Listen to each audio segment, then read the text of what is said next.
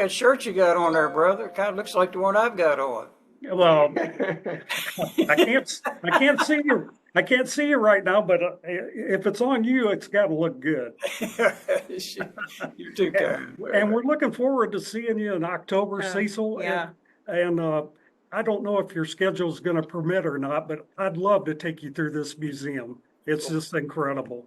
We would love to show you the museum where we are this morning, the Coe Museum, and then our little Mother Jones Museum, which is 3 minutes from where you'll be speaking in Mount Olive. So it's all right there. The curator, Cecil, he has bent over backwards. He's given us our own little wing here that we can tell the Union story, including your story and the story of Local 1613. So I think you'd really appreciate it. The last time you were here, when we had our miners' lunch, we had it in the same building, the City Hall building, as our Mother Jones Museum, and you saw that one. And of course, we would love for you to see that again too. Cecil, I took Steve Earle through here, and his last words to me is, "We need to get Cecil in this museum." We're excited about all this. We've been planning for about a year and a half now. So about a year and a half, yes. Yeah. We started out with celebrating commemorating the 125th anniversary of the Battle of Verdun last year. And then this year will be 125 at the cemetery. So we've been busy all year with programs to put that story in front of people.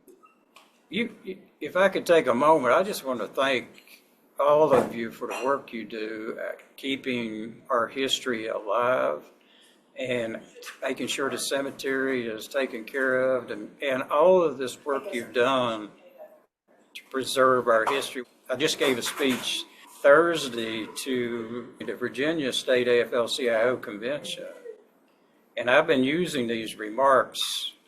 This is from Ludlow, and I read the song that was written by Woody Guthrie. I'm sure you guys have heard that, and it's a chilling words when you think about it, when all the 13 women and children were burned alive. yes, Earlier in the day, a 12-year-old boy was killed by machine gun fire. They killed Louis Tikas, the leader for the UMWA in the Ludlow tent colony. This was an entirely Greek tent colony. The reason they did that, they weren't trying to separate people, but somebody had to be able to communicate in each one of those tent colonies, because back in those days, there's about 25 different languages spoke. Right. And Lewis was the leader. They murdered Lewis earlier in the day. They hit him in the head with a butt of a rifle and then shot him 3 times. Then they killed a young kid in the middle of the day, and then later in the day, they set the tents on fire and burned those women and children alive. And that's probably one of the worst chapters in our history, right there. Oh, when you do a little research on this, I came across from John Rockefeller, who owned those DeMide, and he owned a steel mill. And some of his people went to him and said, "Mr. Rockefeller, we think those strikers or workers are willing to die for what they believe in."